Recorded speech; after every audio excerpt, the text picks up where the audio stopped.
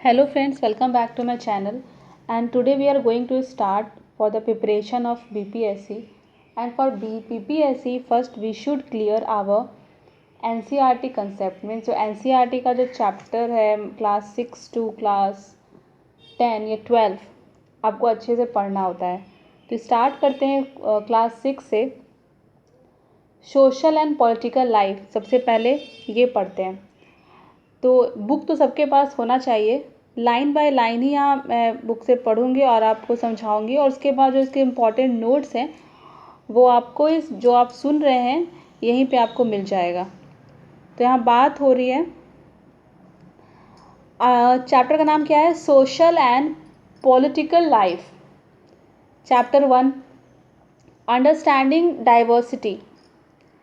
Look around you in the classroom. Do you see anyone who looks exactly like you do? In this chapter, you will learn that people are different from each other in many ways. जो लोग होते हैं एक समान नहीं होते, सारे लोगों में कुछ अलग अलग गुण होते हैं। तो वही लिखा है कि कुछ अलग होते हैं। मैं यहाँ पे वैरायटी के बारे में बात किया है। Not only do they look different, but they might also belong to different regional, cultural और रिलीजियस बैकग्राउंड। सिर्फ लुक की बात नहीं है, उनका कल्चरल रिलीजियस बैकग्राउंड भी अलग हो सकता है। तो यहीं पे ये बात किए जा रहा है। अब जो सुन रहे हैं प्लीज़ बुक सामने खोल कर बैठे, या फिर जो आप सुन रहे हैं उसको ध्यान से सुने।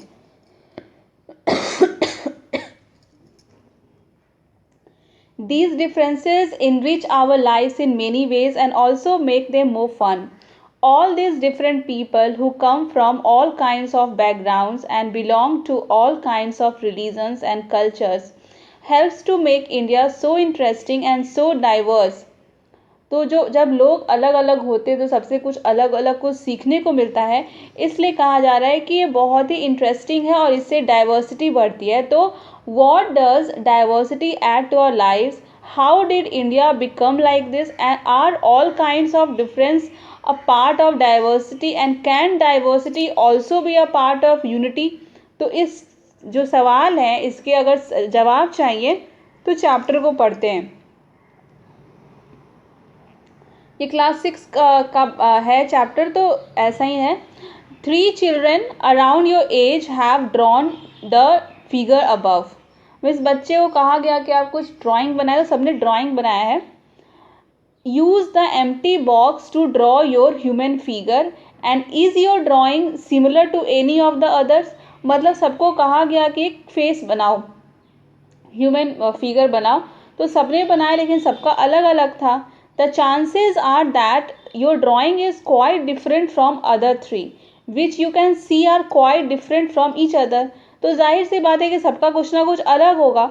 This is because each one of us has a unique drawing style। ऐसा इसलिए हुआ कि सबका अपना एक यूनिक ड्राइंग स्टाइल होता है। We not only don't look exactly like each other but also differ in terms of the language we speak, our cultural background, the religious rituals we observe and of course the way we draw। मतलब drawing different क्यों हुआ? क्योंकि हम लोग सब अलग अलग जगह से आए, हम लोग का लैंग्वेज कुछ अलग है, हम लोग का बैकग्राउंड अलग है, सब कुछ ना कुछ अलग है, इसलिए ये डिफरेंस देखने को मिला।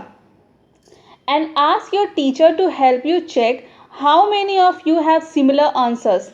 Is there anyone whose list matches your exactly? Probably not. But many of you may have similar answers. How many like reading the same kind of books? How many different languages are spoken by the students in your class? अभी तो ये important नहीं है कि UPSC में ये पूछा जाए, पर डाइवर्सिटी क्या होता है अभी ये इम्पोर्टेंट था। उसके बाद है इसका टॉपिक है मेकिंग फ्रेंड्स। तो पढ़ लेते हैं, जो इम्पोर्टेंट होगा वो आपको बता दिया जाएगा कि बीपीसी के पॉइंट ऑफ व्यू से क्या इंपॉर्टेंट है। Do you think it would be easy for you to make friends with someone who was very different from you?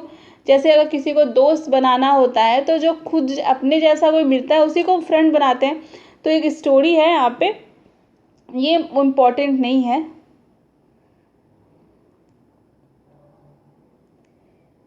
एक क्वेश्चन यहाँ पे है, जैसे डाइवर्सिटी के बारे में बातें हो रही हैं, तो what does diversity add to our lives?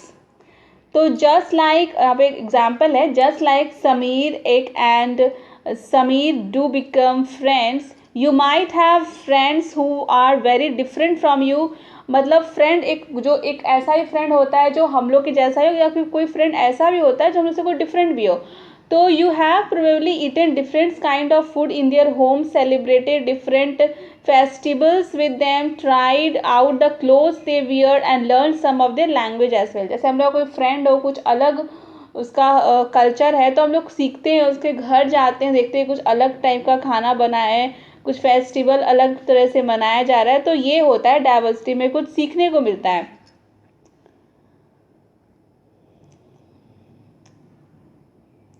You probably like reading and hearing stories and adventures about different animals, people, and even ghosts. Perhaps you even enjoy making up stories yourself. तो अभी तो ये बात यही सब हो रही है. Now the topic is diversity in India. India is a country of many diversities. We speak different languages, have various types of food, celebrate different festivals, practice different religions. But actually, if you think about it, we do many things that are similar, except that we do them in different ways. तो India में diversity क्यों है? क्योंकि यहाँ different language है, अलग अलग तरह के खाने हैं, फेस्टिवल्स हैं, उनको सेलिब्रेट करने का तरीका अलग अलग है, रिलीजन है अलग. तो इस कारण डाइवर्सिटी है.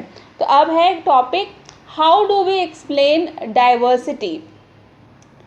A little more than 200 years ago, or long before the train, aeroplane, bus or car became a part of our lives, people traveled from one part of the world to another, in ships, on horses, on camels or on foot. Often they went in search of new lands or new places to settle in, or for people to trade with. And because it took so long to travel, once they got to a place, people stayed there, often for a long time. Many others left their homes because they were families and drought, and they could not get enough to it, so went in search of work, while others left because there was a war.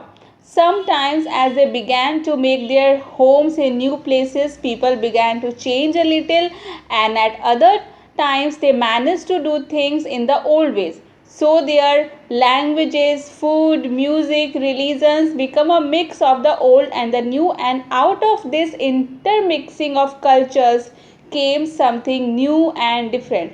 तो इसमें कह रहा है कि बहुत साल पहले, मतलब जब ट्रेन भी नहीं था, एरोप्लेन भी नहीं था, बस भी नहीं था, तब पीपल कैसे जाते थे यहाँ से वहाँ, दूसरी जगह जाना हो, वो हॉर्सेस में जाते थे या ऊँट में जाते थे या फिर पैदल ही निकल पाते थे.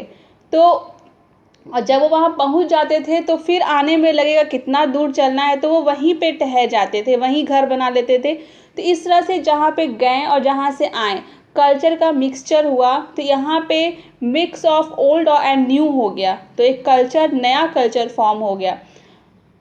Similarly, diversity also comes about when people adapt their lives to the geographical area in which they live. For example, living near a sea is quite different from being in a mountainous area. जैसे जो लोग mountain के पास रहते हैं, उनके रहने खाने का तरीका अलग होगा, और जो जोग्राफिकल एरिया में रहते हैं उनका अलग होगा. तो ये होता है diversity. Not only do people have different clothing and eating habits, but even the kinds of work they do are different. मतलब सिर्फ खाने और कपड़े का ही हैबिट अलग नहीं होता है, जो काम करने का तरीका होता है वो भी अलग होता है. अब यहाँ पे जो बीपीएससी के जो माध्यम से इम्पोर्टेंट है, यहाँ बात हो रही है एक Ladakh. Let us try to understand what we mean when we say that historical and geographical factor influence the diversity of a region. We can do this by reading about life in two different parts of the country, Kerala and Ladakh. और केरला और लद्दाख के बारे में जानना है, ये important है. सबसे पहले लद्दाख के बारे में जो लिखा है, Ladakh is a desert in the mountains in the east of Jammu and Kashmir. Very little agriculture is possible here since this region does not receive any rain and is covered in snow for a large part of the year. There are very few trees that can grow in the region. For drinking water, people depend on the melting snow during the summer month. तो लद्दाख एक desert है जो mountains in the east of Jammu and Kashmir में है. यहाँ पे पानी बहुत कम बरसता है और यहाँ पे हर टाइम बर्फ ही ढका रहता है. यहाँ पे पेड़े भी कम हैं और पानी अगर वहाँ पे लोगों को पीना है, जो बर्फ़ होता है वो जब पिघलता है उससे पीते, उस पर डिपेंड करते हैं. और people here keep ship and goats, यहाँ पे लोग शिप और गोट्स को रखते हैं. और goats in this region are special because they produce pashmina wool, क्योंकि उसमें ऊन होता है तो बहुत इंपॉर्टेंट, क्योंकि ठंडी जगह है. And this wool is prized and pashmina shawl costs a lot of money. The people in Ladakh carefully collect the wool of the goats and sell this to traders from Kashmir. Pashmina shawl are chiefly woven in Kashmir. तो अभी wolf के ऊन के बारे में बातें हो रही हैं. यहाँ के लोग क्या खाते हैं? Meat and milk product like cheese, butter. और यहाँ पे सारे फैमिली के पास अपना गोट है, काऊ है, सब कुछ है. Being a desert did not mean that Ladakh did not attract its share of traders. It was considered a good trade route as it has many passes through which caravans traveled of what is called Tibet. And these caravans carried textile and species, raw silk and carpets. तो ये था लद्दाख के बारे में. और भी है. Buddhism reach Tibet विया लद्दाख. मतलब जो बुद्धिस्ट लोग हैं वो तिब्बत जो जाते हैं लद्दाख के थ्रू ही जाते हैं. Ladakh is also called little Tibet.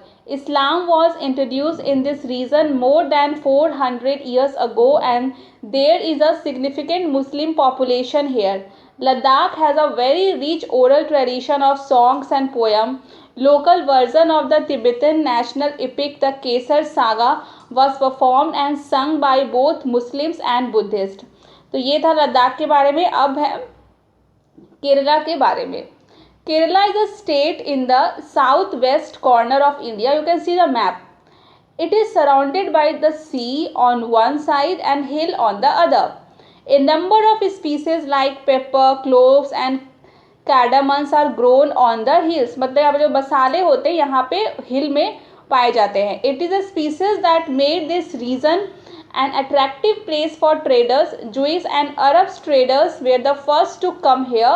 The Aristotle of Christ, St. Thomas is believed to have come here nearly 2000 years ago and he is credited with bringing Christianity to India. मतलब इंडिया में क्रिश्चियनिटी कहाँ से आया? तो यहाँ पे लिखा है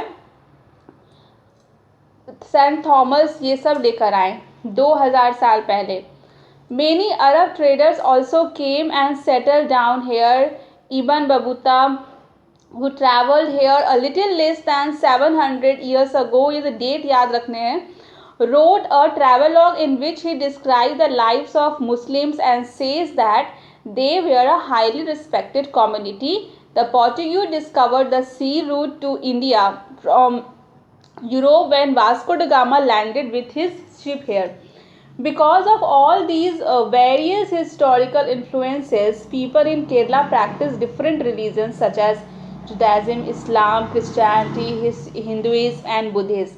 The fishing nets used here look exactly like the Chinese fishing nets and are called China wala.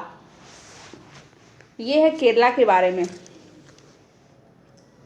इससे पता चला कि दोनों किसी न किसी टर्म में डिफरेंट हैं in terms of geographical features, the history of both regions.